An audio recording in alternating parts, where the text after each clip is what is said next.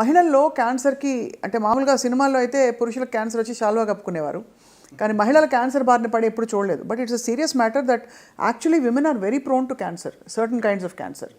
So ఎందువల్ల sir మహిళల్లో cancer బారిన పడే లక్షణాలు ఎక్కువ ఉంటాయా లేక? మహిళల్లో క్యాన్సర్ ఎక్కువగా వస్తుందంటే రెండు రకాలుగా ఆలోచన చేయొచ్చండి. ఒకటి, ఇప్పుడు బ్రెస్ట్ క్యాన్సర్ అనేటువంటిది 99% మహిళలో ఉంటుంది. ఎందుకంటే 1% మేల్లో కూడా రావచ్చు, male breast cancer. But otherwise you know అంటే as the age increases the risk of cancer also increases. So మరి ఆడవాళ్ళలో కూడా రొమ్ము క్యాన్సర్ అనేది నెంబర్ 1 క్యాన్సర్గా మనం చూస్తున్నాం.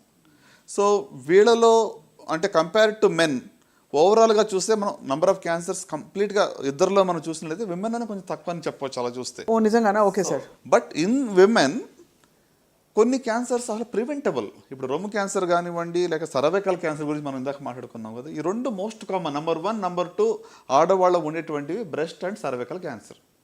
మరి ఈ రెండింటిని అర్లీగా అయినా కనుక్కోవచ్చు, రాకుండా చూసుకోవచ్చు చాలా వరకు. మరి ఈ రెండు ఇంత ఈజీ టు డూ. ఇవి కాకుండా ఓరల్ క్యాన్సర్స్ ఉన్నాయి, లంగ్ క్యాన్సర్ ఉంది, పెద్ద క్యాన్సర్ ఉంది.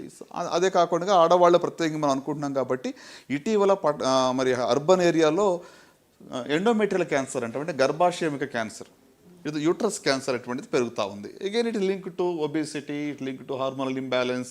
సో అంటే మన రూట్ కాజ్ మళ్ళీ మనం ఫుడ్ లేకపోతే మన లైఫ్ స్టైల్కి వచ్చేస్తున్నాం. అదే అర్థమైంది. సో కనుక ఇక యూట్రస్ క్యాన్సర్ అనేది సంఖ్య పెరుగుతుంది, ఓవరియన్ క్యాన్సర్ పెరుగుతూ ఉంది, అట్లనే మరి బ్రెస్ట్ అండ్ సర్వికల్ క్యాన్సర్ అన్నీ కూడా ప్రివెంటబుల్ అంటున్నారు చాలా వరకు.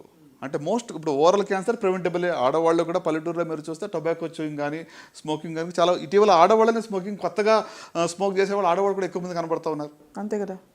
సో కనుక ఐ స్ట్రాంగ్లీ ఫీల్, నేను అనుకున్నది ఏంటంటే at least most common cancers, oral cancers, breast, cervical cancer, వీటిని మనం డెఫినెట్గా తగ్గించగలుగుతాం. అండ్ మీరు 40 సంవత్సరాలు దాటిన వాళ్ళందరూ కూడా పరీక్షలు చేయించుకోవాలి సార్ యాన్యువల్గా? అంటే ఏ సైట్ దాన్ని బట్టి స్క్రీనింగ్ ఉంటుంది. సర్వైకల్ క్యాన్సర్, గర్భాశయ ముఖద్వారపు క్యాన్సర్కి అబౌట్ 21 years ఉన్నవాళ్ళు ఒక్కసారి ప్యాప్స్మియర్ చేయించుకుంటే నెక్స్ట్ 3 years వరకు ఏం చేయక్కర్లేదు. లేదా హెచ్పివి DNA టెస్ట్ అని ఒకటి ఉంటుంది, అది చేయించుకుంటే 5 years వరకు ఏం చేయక్కర్లా. సో ఇది ఫర్ సర్వైకల్ క్యాన్సర్, గర్భాశయ ముఖద్వారపు క్యాన్సర్కి.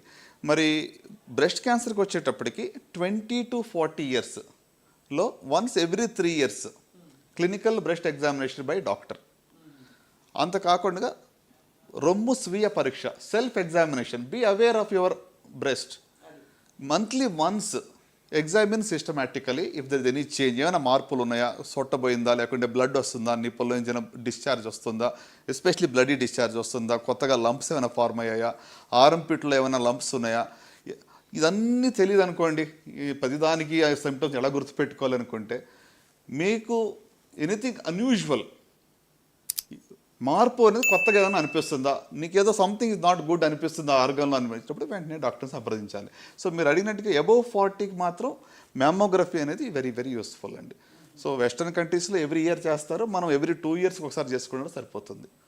అంటే మ్యామోగ్రఫీ వల్ల అడ్వాంటేజ్ ఏంటంటే మీకు చేతికి తగలి లంపు ఒక 0.5 centimeter కానీ లేకుంటే 1 centimeter ఉన్నా కూడా దాన్ని అది కనిపెట్టేస్తుంది. నేను అదే అడగబోయాను, అంటే జస్ట్ స్వీయ పరీక్ష సరిపోతుందా, మ్యామోగ్రఫీ అందరికీ చేయాలని మీరు చెప్పారు. అదే ఎస్ అండి. అంటే సెల్ఫ్ ఎగ్జామినేషన్ యంగ్ విమెన్లో మ్యామోగ్రఫీ పెద్దగా పనిచేయదు. లెస్ దాన్ 40లో బ్రెస్ట్ డెన్స్గా ఉన్నప్పుడు మ్యామోగ్రఫీలో క్లియర్గా ఐడెంటిఫై చేయలేం.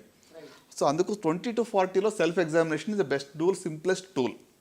సో ఆఫ్టర్ 40 మ్యామోగ్రఫీ డెఫినెట్గా హెల్ప్ చేస్తుంది.